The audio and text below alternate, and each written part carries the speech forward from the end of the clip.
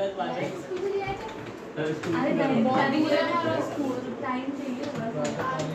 बात नहीं, सुबह वाली तो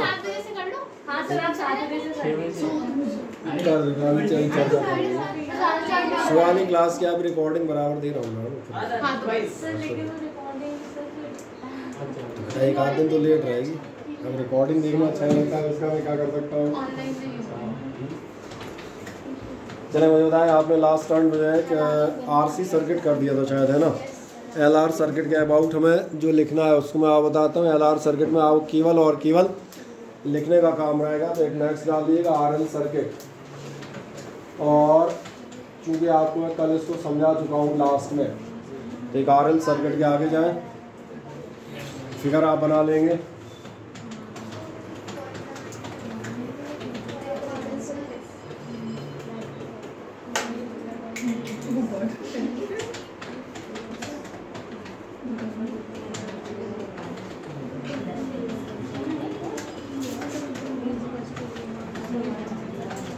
पहले तो मेरी इस बात का जवाब दो, कल जो सर्किट कराए थे सब ने कहीं ना कहीं ऑनलाइन ऑफलाइन वीडियो से कवर कर लिए थे कि नहीं? तो कल तो मैंने मुझे लग रहा है वीडियो दिन में डाल दिया था तुरंत, एक दो घंटे बाद। अरे बेटा करो, नहीं तो फिर तो सारी चीज़ें हमने कहा ना छूटती जाएंगी। अब नेक्स्ट आए आरएल सर्किट, क्योंकि मुझे इसे डायरेक्ट लिखना है केवल, और इसमें मुझे कुछ करना ही नहीं पड़ेगा। इसका शुरुआती आप देख लीजिएगा एक बार। चलें, एक आरएल सर्किट में आप एक फिगर बना दें। अब की बार अपने पास ये एल ये आर, और जिन लोगों ने पढ़ रखा था वो एक काम करें, वो अपना सी आर पे निगाह रखिएगा, ठीक है ना। आरसी सर्किट पे अगर आप अपने निगाह रखेंगे, ये आपका circuit as it is photo copied है, दोबारा कंप्लीट होगा। बना दिया आपने फिगर। बता दें, N induction coil having self inductance L, figure घर पे बना सकते हैं, कोई दिक्कत नहीं है। N induction coil having inductance L and a pure ohmic resistance R and a pure ohmic resistance R and a pure ohmic resistance R are connected to pure ohmic resistance R are connected to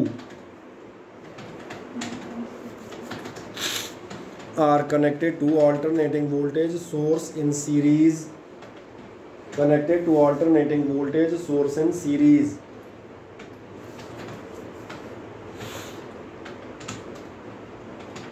where voltage source in series where dash V is equals to V naught sin omega t, equation number first, where V is equals to V naught sin omega t, equation number आपकी कौन सी हो गई? मैं इसी को first मान लेता हूँ, आपने लिखी कोई ख़त्म।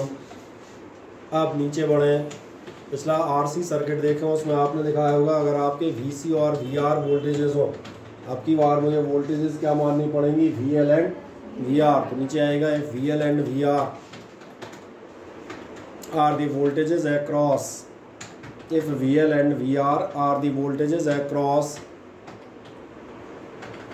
The coil and resistor, VL and VR are the voltages across the coil and resistor, then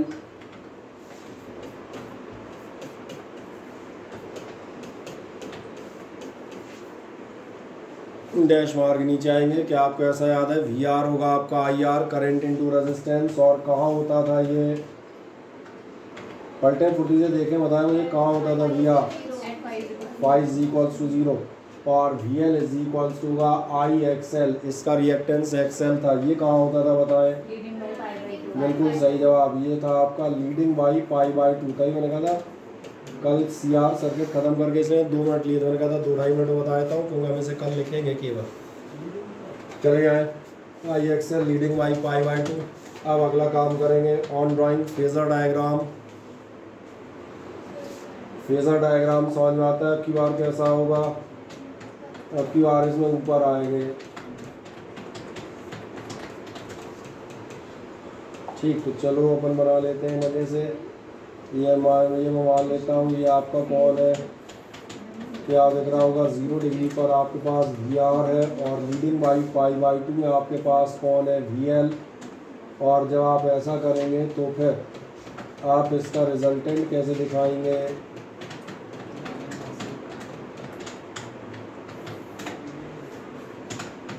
ये हो गया अपने लिए रिजल्टेंट। एक महान बात देखें कि आपको ऐसा दिख रहा है रिजल्टेंट आपका पॉजिटिव साइड में है, इसका मतलब रिजल्टेंट वोल्टेज यहीं से बता देता हूँ लीडिंग है, या भविष्य में ज़रूरत पड़ेगी रिजल्टेंट करंट लैगिंग हो जाएगी। और कितना लीडिंग है लैगिंग है तो उसके लिए हम इस एंगल को मान लेके चलेंगे हमेशा की तरह फाई कर दें। 1 मिनट। और द फेजर डायग्राम यही आपसे पूछा गया था मुझे लग रहा है आपके उस क्वेश्चन में कर दिया on drawing the phasor diagram. हाँ ना बताएं, जब आप फेजर डायग्राम बना देंगे तो इसके बाद नीचे बढ़िएगा, नीचे बताएंगे number A resultant voltage and impedance. Number A आप बढ़िएगा resultant voltage and impedance, resultant voltage and impedance. आ जाओ इस फिगर को ध्यान से देखो, क्या तुम्हें ऐसा समझ में आ रहा है कि आपकी resultant voltage V is equals to कितना होगा अंडर रूट ऑफ, सही है ना। और अगर करोगे तो V इज इक्वल्स टू आपका हो जाएगा अंडर रूट ऑफ जो वैल्यूज इस साइड दब गई हैं, यानी कि I square XL square plus I square R square. तो आप कर लेंगे V is equals to I under root XL square plus R square. ध्यान देखें दो काम एक साथ हो गए।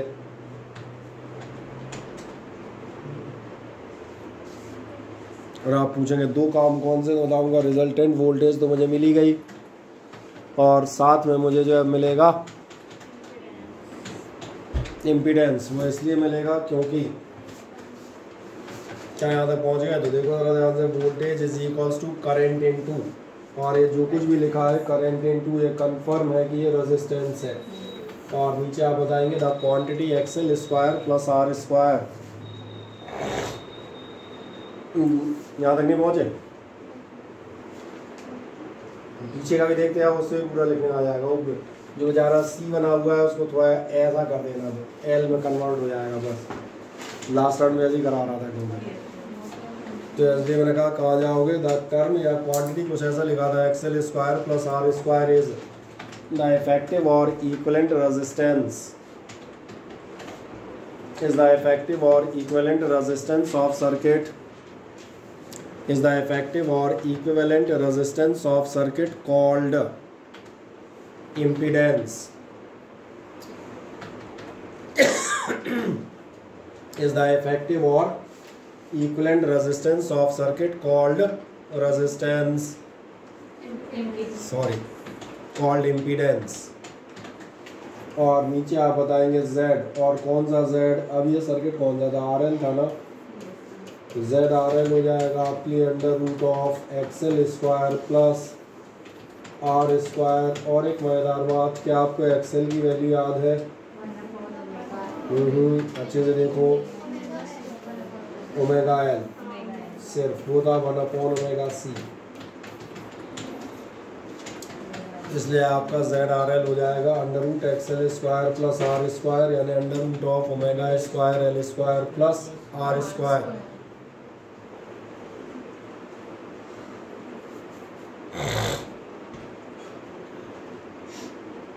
मिल गया, हाँ है ना।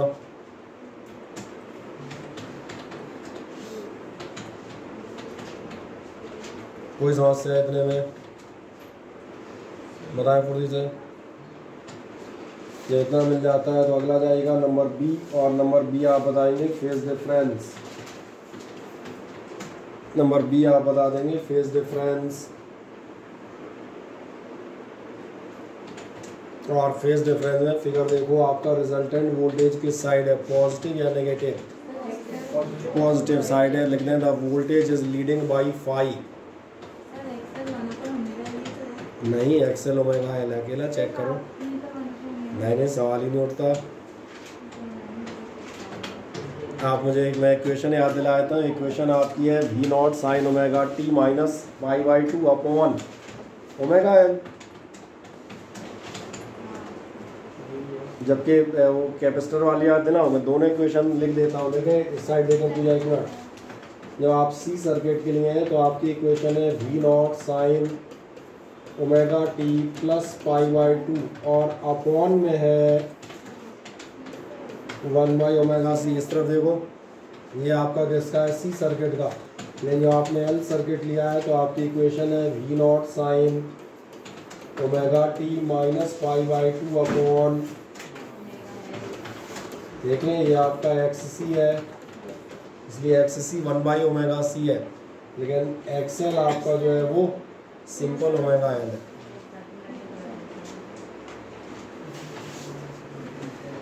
सही है।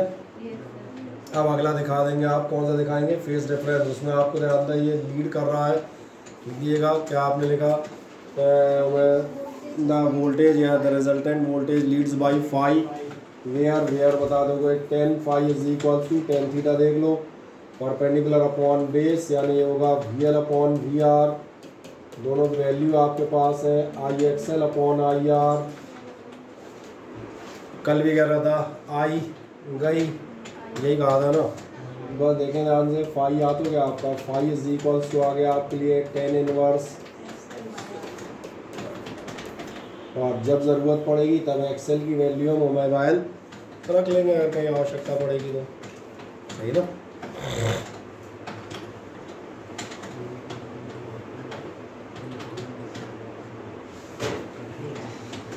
कोई दिक्कत यहाँ तक हाँ ना बताएं?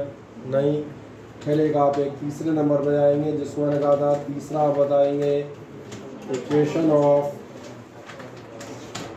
करंट,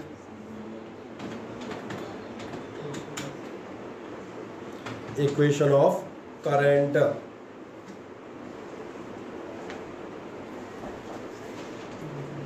और इक्वेशन ऑफ करंट में आएंगे तो अगली बात करता हूँ। अभी आपने लिखा है वोल्टेज लीड्स, मतलब सिंपल हो गया, करंट पीछे है, लिख दें पूरे सेंटेंस लिख दें, as the voltage leads, simple लिख दिएगा, as the voltage leads so the current lags by phi, as the voltage leads so the current lags by phi, as the voltage leads does the current lags by phi, does आपको क्या मिल जाएगा, I is equals to I naught sine omega t minus phi, ये lagging हो गई। ज़्यादा detail करना है तो फिर आप क्या कर देंगे, I is equals to I naught sine omega T और माइनस क्या होंगे आपके, अरे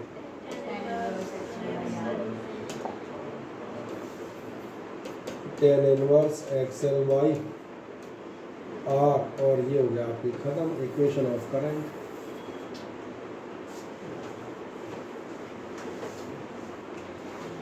इस लड़का इस सिंपल टॉपिक को लेते हैं, सर्किट खत्म कर देते हैं, क्वेश्चन आपका गारंटीड हो जाएगा। क्या आएगा,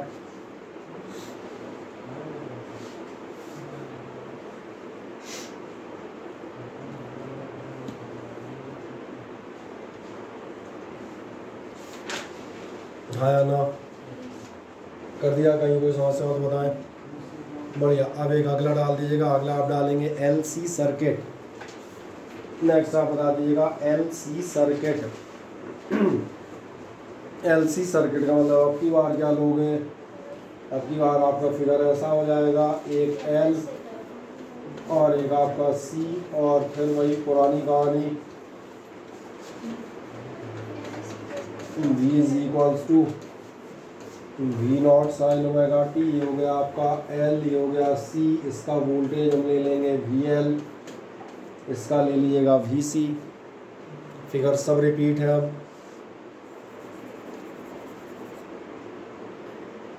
बढ़ जाए LC circuit.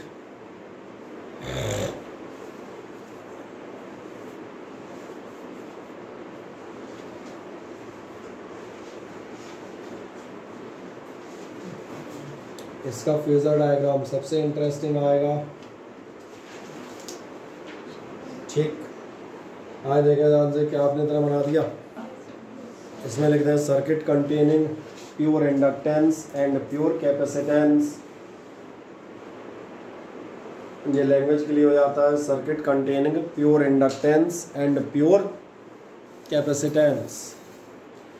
Circuit containing pure inductance and pure capacitance.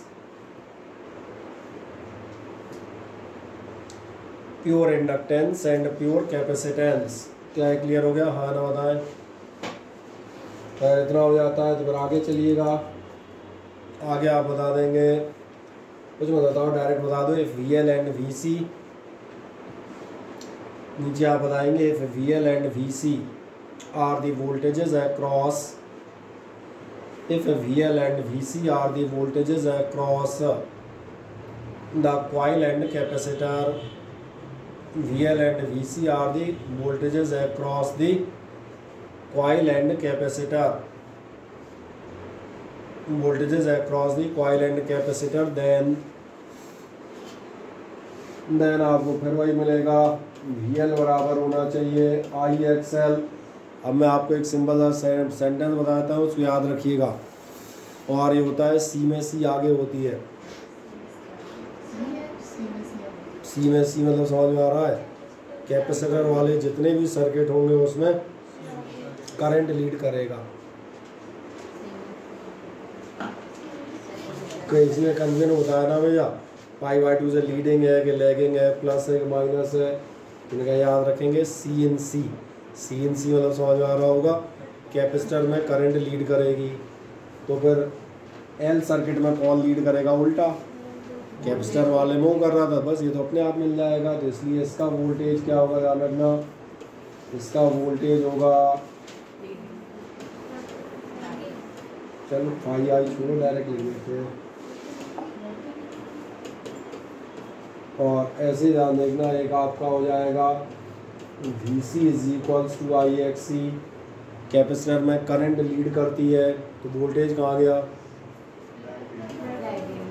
अपने आप जवाब मिल जाया करेंगे।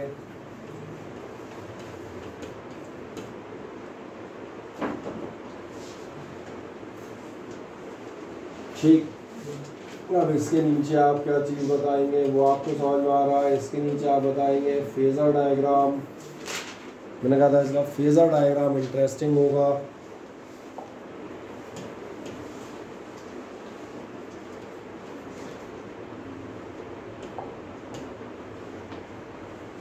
जरा देखें ध्यान से, इसमें आपका VL जाएगा π/2 से लीडिंग, और VC जाएगा π/2 से लैगिंग। इसलिए इनके लिए आपको समांतर चतुर्भुज की संरचना करनी नहीं पड़ेगी। You have not to construct the parallelogram, वही होता। तो फिर इसका रिजल्टेंट डालेंगे, डायरेक्ट निकल आएगा। इसका रिजल्टेंट निकालेंगे तो यही लिख देते हैं इज इक्वल्स टू, और इज इक्वल्स टू के बाद लिखेंगे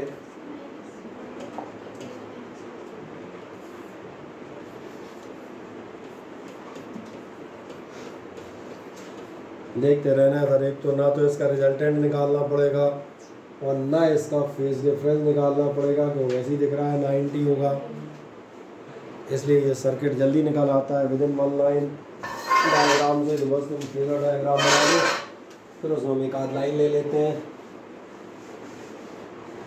तो दोनों बना देना। ये मत पूछना कौन सा, और दो मिलके एक है, लेफ्ट और राइट साइड नहीं कोई गए कौन सा, समझ आ गया ना? ये थे तो ये इक्वल हो गए, कितने हो जाएंगे दोनों? ये इक्वल हो गए हो जाएंगे आपके VL माइनस VC।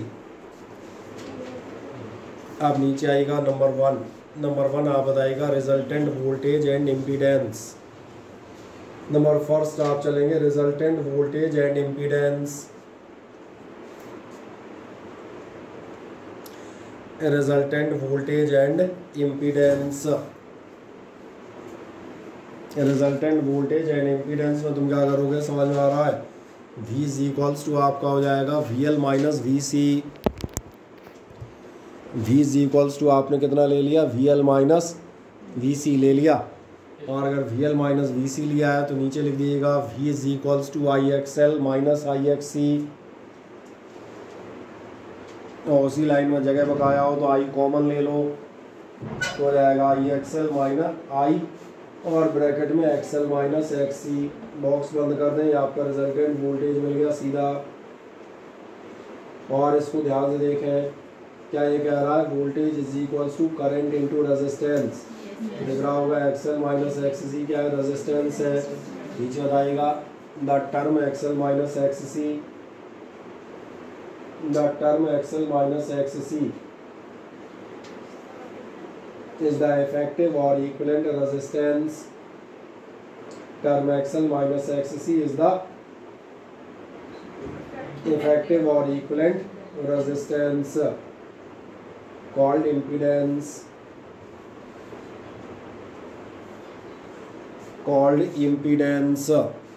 और इसीलिए अब मैं एक फाइनल लाइन लिख देता हूँ। और मैं क्या फाइनल लाइन लिखूँगा, मैं लिख दूंगा आपका Z और किसका LC सर्किट का ये होता है XL माइनस XC, और इसी को आप आगे लिख सकते हैं। और ध्यान रखिएगा XL 1/ωL नहीं, ये हमारा एक मेन आंसर कंप्लीट हो गया कि आपका इम्पीडेंस कितना आएगा XL माइनस XC या ωL माइनस 1/ωC।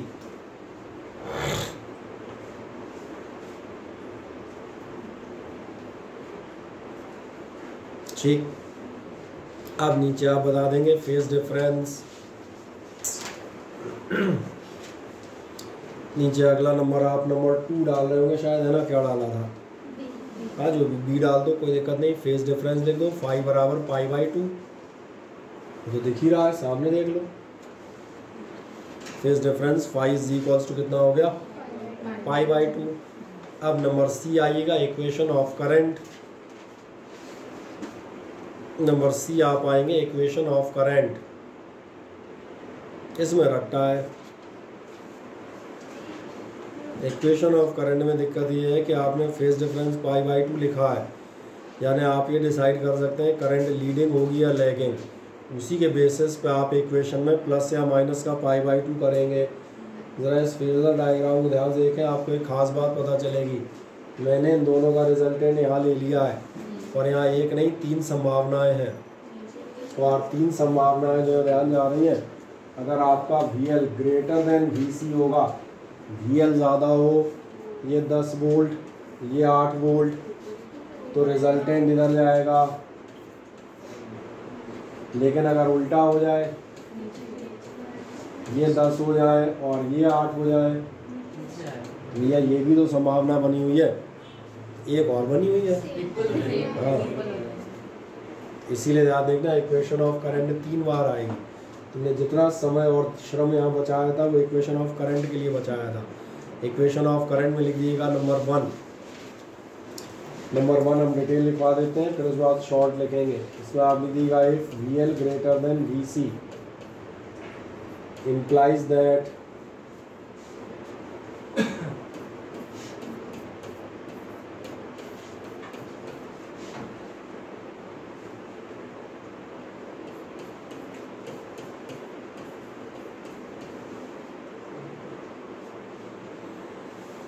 अगर आपका VL ग्रेटर देन VC है, यानी कि IXL ग्रेटर देन IXC, इसलिए लंबा कर दिया ताकि हर आदमी समझ में आए। यानी हम क्या कहना चाह रहे हैं, XL ग्रेटर देन XC है, तो फिर क्या होगा, ध्यान जा रहा है, XL ग्रेटर है तो वोल्टेज आपका लीडिंग होगा। लिख दें then the voltage will lead by π/2। XL greater than XC, then the voltage will lead by π/2। और अगर वोल्टेज लीड बाई π/2 है तो फिर करंट कहाँ गई, लिख दें और the current will lag by π/2, और the current will lag by π/2। Hence I is equals to I0 sin ωt minus π/2। फिर से ग्राफ तो नहीं बनवा, इसलिए ग्राफ एक बार परसों सबके इकट्ठे बनवा चुके हैं। लैगिंग वाला ग्राफ आप बना सकते हैं, ठीक है ना। जैसे दोबारा प्रैक्टिस करनी हो 5 लाइन छोड़ देना, इसका ग्राफ बना देना। बनाने में कुछ नहीं है, पीछे जो ग्राफ बना रखा है उसी को वहाँ से कॉपी करके केवल पेस्ट करना है, तो अपने दिमाग से उसमें कुछ नहीं करना। ठीक है, अगर बनाना हो तो 4-5 लाइन छोड़ दो मजे से। ऐसे आप दूसरा चले आएगा नंबर सेकंड आप बताएंगे if XL less than एक्ससी, if XL less than एक्ससी, अगर एक्सएल आपका कम है तो फिर क्या होगा, एक्ससी ज़्यादा है। मैंने कहा था सी में सी जब आगे रहती है, सी में सी का मतलब किसकी वैल्यू ज़्यादा है, सी वाले की ज़्यादा है, तो करंट लीड करेगी।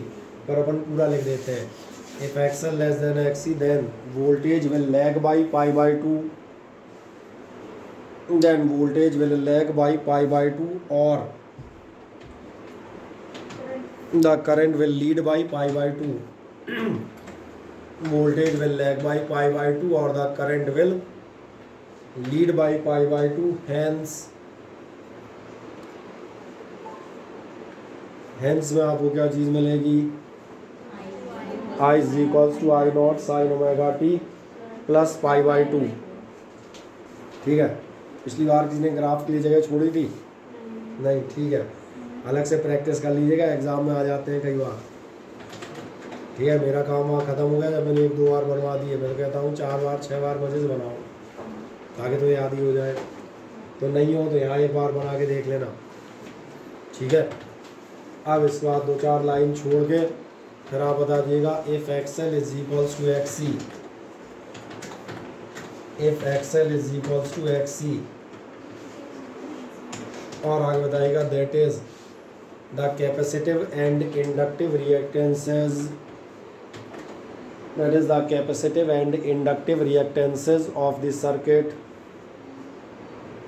Capacitive and inductive reactances of the circuit are just equal, capacitive and inductive reactances of the circuit are just equal. क्या ये समझ में नहीं आया? एक्सी और एक्सएल आपके कैसे हैं, जस्ट इक्वल हैं, आर जस्ट इक्वल देन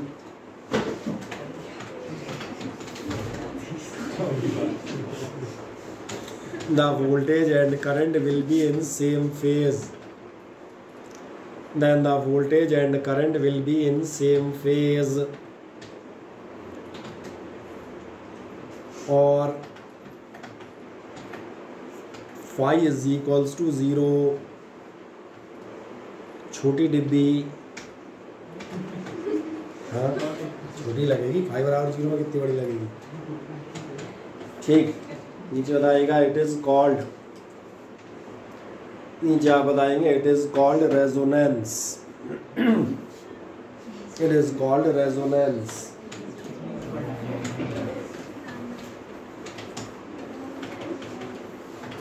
कोई है जो रेजोनेंस का मीनिंग बता पाए?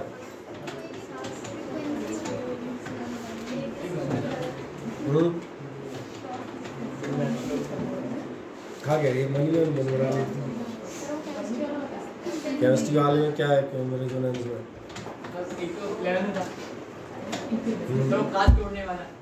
हाँ बिल्कुल सही कह रहे हैं, ब्रिज टूटने वाला, कांच तोड़ने वाला, सही कह रहे हैं, बर्तन खड़खड़ाने वाला, बिल्कुल सही जगह है। हाँ बिल्कुल सही, सेम फ्रीक्वेंसी मैच हो जाती है। अब याद आ गया ये वेल्डर। ये था आपकी रेजोनेंस इन द साउंड। इस बार साइक्लोट्रॉन मैंने पढ़ाया था, दोनों मैच करती हुई frequency, that was resonant in the cyclotron. ये ध्यान नहीं आ रहा, दोनों मैच कर रहे हैं और मैच कर रहे हैं, तो इसलिए ये फिनोमेना क्या कहलाता है, रेजोनेंस। क्या भी क्लियर हो जाता है, हाँ ना? लिख दो इट इज़ कॉल्ड रेजोनेंस, वो लिख दिया था, हाँ ना? अब लिख दो इक्वेशन, नीचे बता दो 10 आई बराबर I naught sine omega T, बस I is equals to I naught sine omega T. और इसके नीचे कृपा करके ग्राफ बना देना, 4 लाइन छोड़ दो। तो कई बार ग्राफ उल्टे शब्दों में आता है, रेजोनेंट वोल्टेज और करंट के लिए ग्राफ बनवाओ तो आदमी का ध्यान ही नहीं आता कि रेजोनेंट का मतलब सेम फेज कह रहा हूँ। तो ये तो अपन 4 बार बना चुके हैं। सेम फेज का तो सबसे आसान है, सबसे जल्दी इसमें तो पॉइंट भी नहीं तलाशने, इसमें तो केवल ऐसे ऐसे करना है और फिर ऐसे ऐसे करना है, हो गया। ये सबसे फास्ट बनेगा, सबसे आसानी से बनेगा, क्योंकि तो दोनों की फेज सेम है तो एग्जैक्ट बराबर पे जाने हैं, खत्म बात। इसलिए इसमें ज़रूर बना दीजिएगा, कभी कभार ये अलग लैंग्वेज में आए। रेजोनेंट कंडीशन में वोल्टेज और करंट का फेजर ग्राफ बनाए तो कुछ नहीं कह रहा होता, सबसे सिंपल की बात कर रहा होता है, केवल हम क्वेश्चन को समझ नहीं पाए होते हैं। और अब एक लास्ट काम कर दीजिएगा, नीचे आप बता दीजिएगा एक simple heading, resonant frequency. Resonant frequency, resonant frequency इसलिए कि आखिरकार वो कौन सी फ्रीक्वेंसी है जिस पर आपका रेजोनेंस होगा, तो कौन सी फ्रीक्वेंसी है वो हम बताएंगे, इतना चिंता मत करो। आओ देखो ध्यान से, रेजोनेंट फ्रीक्वेंसी लिख दी, नीचे आप बताएगा for the resonance, for the resonance, क्या आपको मालूम है रेजोनेंस के लिए ये होना चाहिए, क्या आपको ये मालूम है एक्सेल और ये होता है, क्या ये आपको मालूम है? ठीक है, क्या आपको ये मालूम है omega into omega omega square होते हैं? चलो कुछ तो मालूम।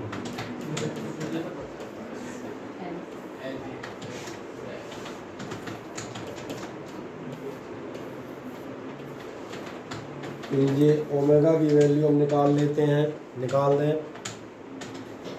एक लाइन और चलूँगा बस,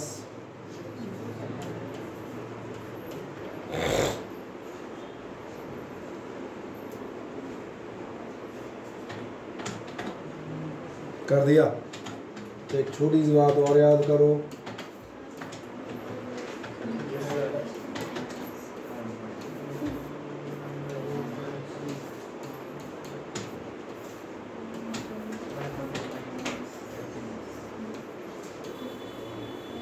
ध्यान देखना, यही है रेजोनेंट फ्रीक्वेंसी। क्यों है? क्योंकि अगर फ्रीक्वेंसी इतनी रखोगे, उल्टा चला जाता हूँ, एक मिनट इधर देखो, अगर फ्रीक्वेंसी ये रख दोगे तो ये होगा, तो ये होगा, तो ये यानी कि ये होगा, और यही रेजोनेंस थी। इधर के बजाय इधर से उल्टा पढ़ दो, अगर ये फ्रीक्वेंसी हो गई तो ये हो जाएगा, यानी रेजोनेंस हो जाएगा, ख़त्म। ये हम कहना चाह रहे हैं। तो ये रेजोनेंट फ्रीक्वेंसी, नीचे से एक लाइन लिख दीजिएगा, which is the resonant frequency of the circuit. नीचे आप बता देंगे which is the resonant frequency of circuit.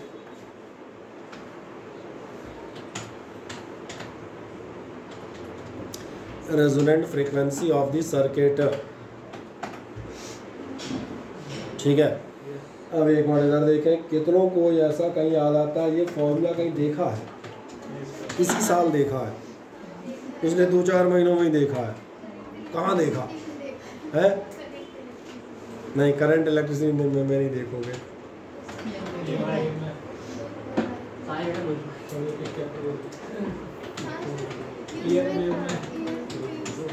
EM waves होता, बस एक ही बेचारी पड़ रही है, बाकी सब उसी के भरोसे है। अरे देखा लड़कों ने कितना सपोर्ट किया, नहीं सर हाँ ये है, ऐसा नहीं है, मतलब जितना गधा आप हमें समझ रहे हो हम उतने नहीं है, थोड़ा तो उससे ऊपर है, ऐसा थोड़ी ना होता है। सही कह रहे हैं। EM वेव्स में जहाँ आप हर्ट्ज एक्सपेरिमेंट और ये सब पढ़ते हैं, जब आपसे कहा जाता है आप लेते हैं ऑसिलेटर, तो ऑसिलेटर की जो फ्रीक्वेंसी रखते हैं वो ये रखी जाती है। ये फ्रीक्वेंसी को तुमने ध्यान नहीं दिया, यही जो रेजोनेंट फ्रीक्वेंसी है जो सेम फेज़ की, रेजोनेंस का मतलब समझ में आ रहा है, जो सेम फेज़ की इलेक्ट्रिक और मैग्नेटिक फील्ड डेवलप करेगी। और जब इलेक्ट्रिक और मैग्नेटिक फील्ड सेम फेज़ में होंगी तो यही आपको ध्यान है, ये बनाती है EM वेव्स। EM वेव का डायग्राम तो याद है ना, और ये भी याद होगा, अगर इलेक्ट्रिक फील्ड इधर है तो मैग्नेटिक फील्ड परपेंडिकुलर होती है, इधर कहीं हो जाएगी, सेम फेज़ में। तो दैट्स वाई तब हमने इसको कहा था, मैंने कहा ये आप फ्रीक्वेंसी नोट कर दें, हम जब भी ये टॉपिक पढ़ेंगे तो ये फ्रीक्वेंसी हम प्रूव करेंगे बाकायदा, ये होती है, कोई दिक्कत नहीं। तो ये आप कर देते हैं, कहीं कोई समस्या? अब एक लास्ट हेडिंग डाल दिएगा, LCR सर्किट। और LCR का मतलब समझ में आ रहा है,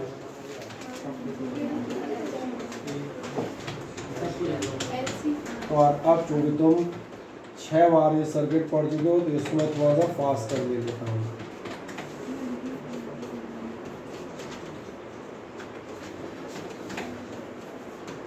ठीक।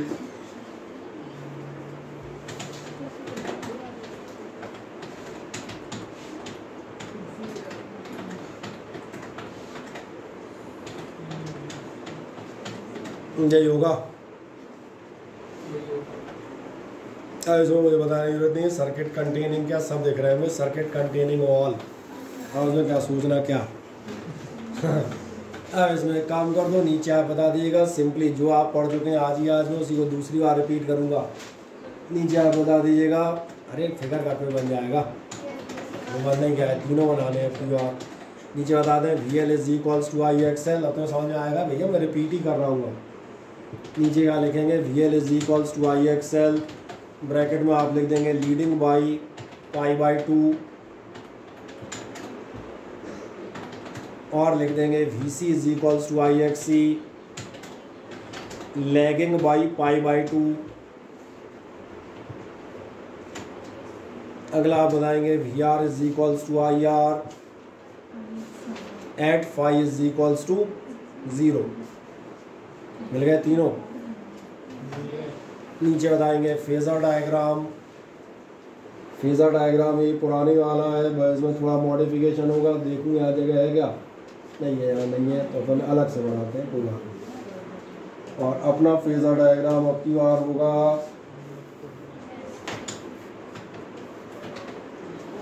याद है, VL VC वाला भी बना रहे थे, VR वाला कई बार बना चुके हैं, अब तो तीनों बनेंगे ना, अब छूटेगा कौन।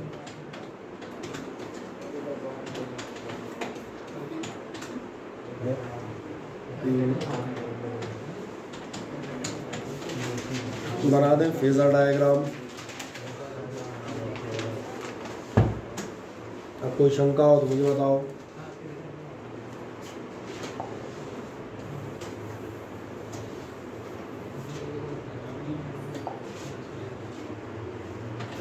अब चूंकि आपने ये कर दिया, 3 हो रहे हैं, 3 का टोटल आपको निकालना आता है। अभी आपने पीछे ही निकाला है, ध्यान देखना, इज इक्वल्स टू हो जाएगा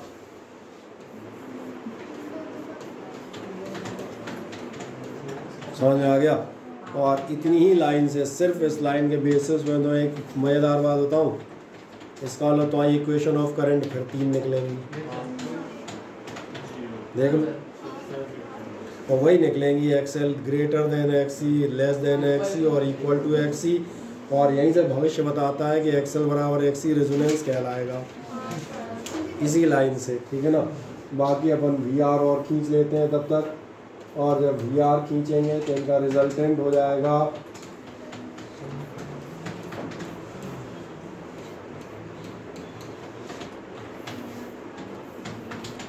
और ये एंगल हो गया अपने लिए फाई। इसलिए मैं इसमें से आधा डेरिवेशन कराऊंगा, आधा तुम्हारे ऊपर छोड़ दूंगा।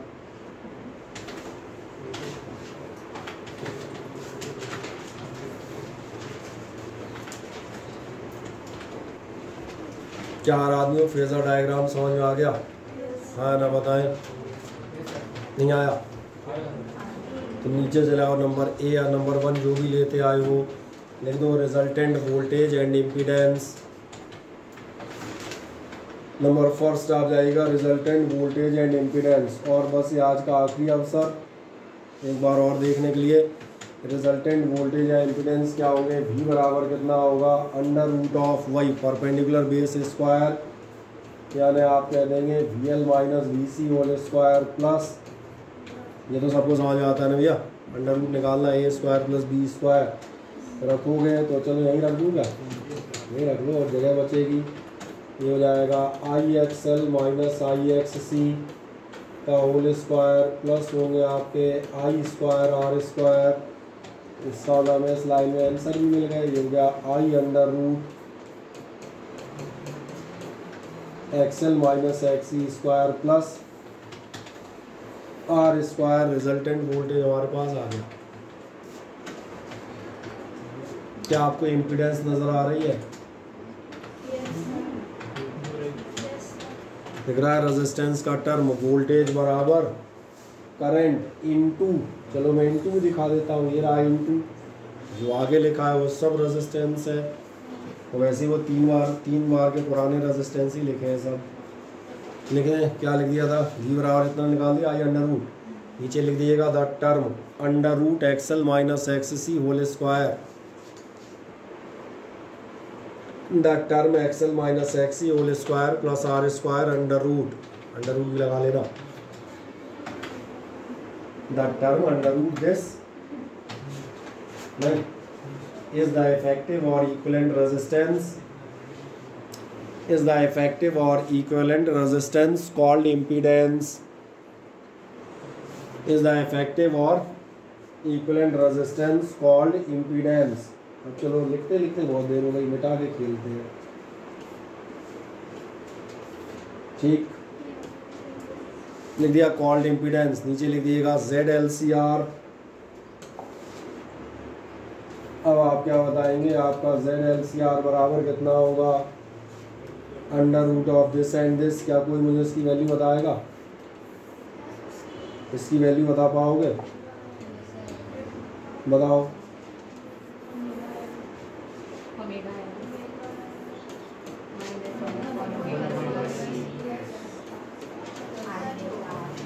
यही होगी जो येलो कलर से लिखी है, under root of X omega L minus 1 by omega C का whole square plus R square.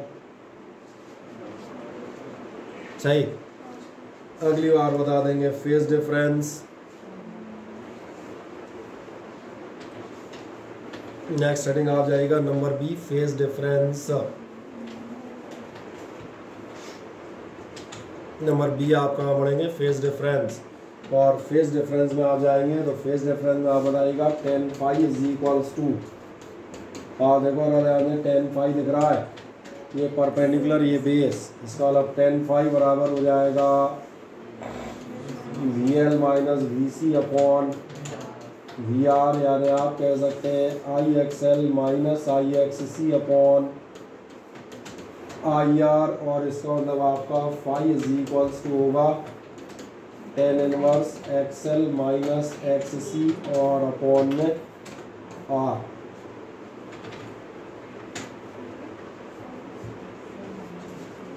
क्या है, मेरी बात क्लियर हो गई? अब तो मैं मजेदार बात बताता हूँ, इक्वेशन ऑफ करंट पीछे से फोटोकॉपी कर दे रहा,